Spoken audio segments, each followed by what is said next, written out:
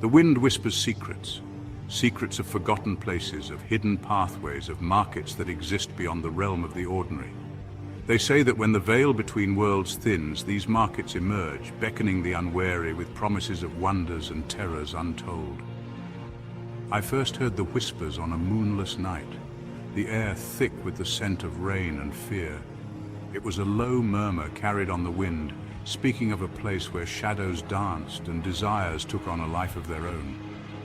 I tried to ignore it, to dismiss it as a trick of the mind, but the whispers persisted, weaving themselves into my dreams, haunting my waking hours.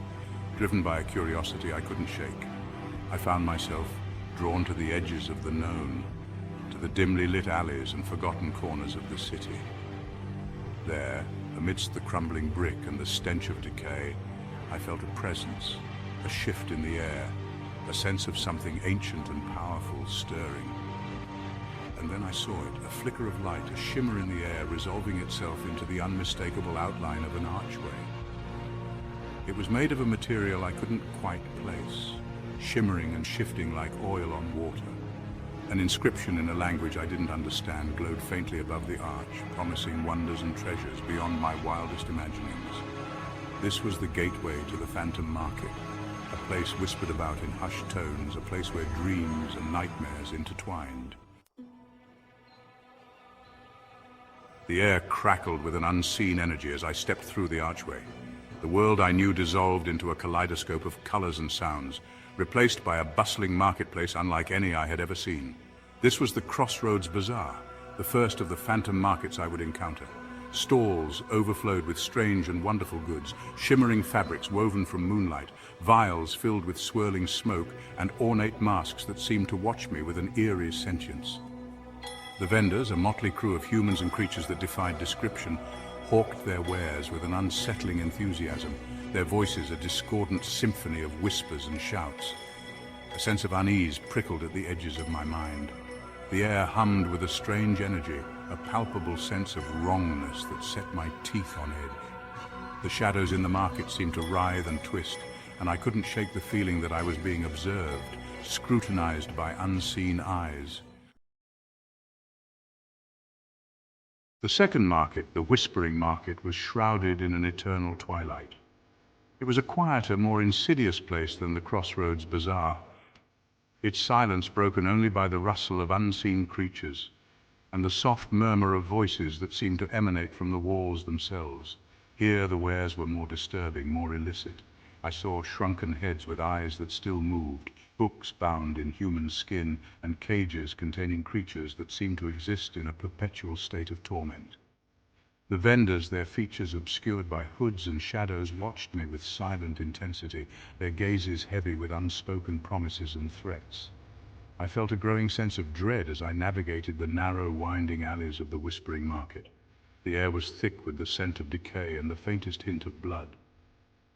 Every shadow seemed to conceal something sinister, something that watched me with cold, calculating eyes.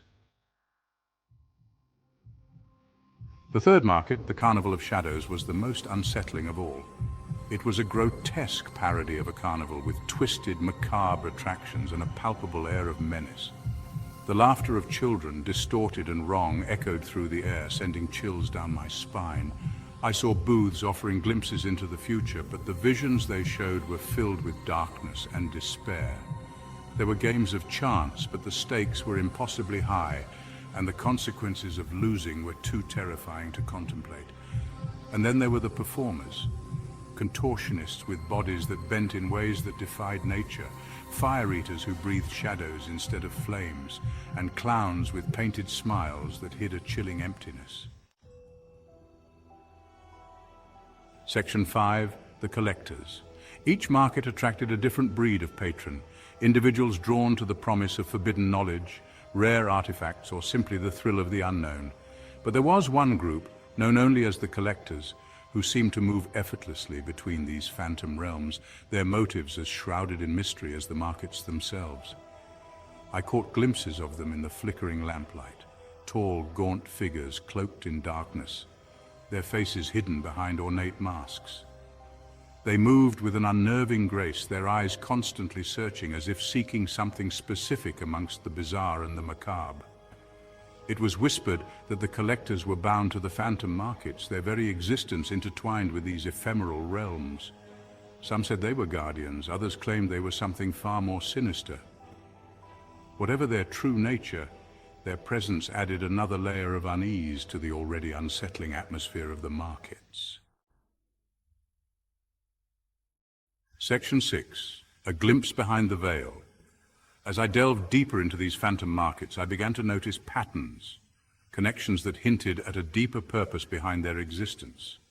The vendors, for all their strangeness, seemed to adhere to a certain set of rules, an unspoken code that governed their interactions with both patrons and each other. The artifacts themselves, as diverse and bizarre as they were, seemed to possess an inherent connection to the supernatural, to the forces that lay beyond the veil of reality. It was as if the markets themselves were a conduit, a bridge between the mundane and the magical, a place where the laws of nature could be bent, broken, or even rewritten. And then there were the whispers, the constant murmur of voices that seemed to emanate from the very fabric of the markets themselves. At first I dismissed them as a trick of the mind, but as I spent more time in these realms, I began to understand that they were more than mere sounds. They were fragments of conversations, snatches of ancient languages, whispers of forgotten lore. Section 7. The price of curiosity. The allure of the phantom markets was intoxicating, a siren song that promised to fulfill my deepest desires. But as I ventured further into their depths, I began to realize that every transaction came at a price. It wasn't always a monetary price, although some vendors demanded payment in ways that chilled me to the bone. Sometimes the price was a memory, a piece of your past willingly surrendered in exchange for a glimpse of the future. Other times it was a secret, a confession whispered into the darkness, never to be repeated. And then there were the rumors, tales whispered in hushed tones of those who had bargained away their very souls for power or knowledge. Section 8. Lost in the Labyrinth. The more time I spent in the phantom markets, the more disoriented I became. The boundaries between the real and the unreal blurred, and I found myself questioning my own sanity. Was I truly in control of my actions, or was I being manipulated by unseen forces led down a path of no return? The markets themselves seemed to shift and change, their layouts rearranging themselves like a labyrinth designed to trap the unwary. I would retrace my steps only to find myself in a completely different section, surrounded by unfamiliar sights and sounds. It was as if the markets were alive, toying with me, testing my resolve. Section 9. A final bargain. I knew I had to escape the phantom markets to break free from their insidious grasp. But the allure of the unknown, the promise of forbidden knowledge, was a powerful drug. I found myself drawn back time and time again, each visit more perilous than the last. And then one night I stumbled upon a vendor unlike any I had encountered before. He was an old man, his face etched with wisdom and weariness, his eyes filled with a profound sadness. He offered me a single item, a small silver compass, its needle spinning wildly. "This will guide you back to the world of the living," he rasped, his voice raspy with age. "But be warned, the path is fraught with peril, and the price of freedom is often higher than the cost of captivity." Section 10. The unseen exchange.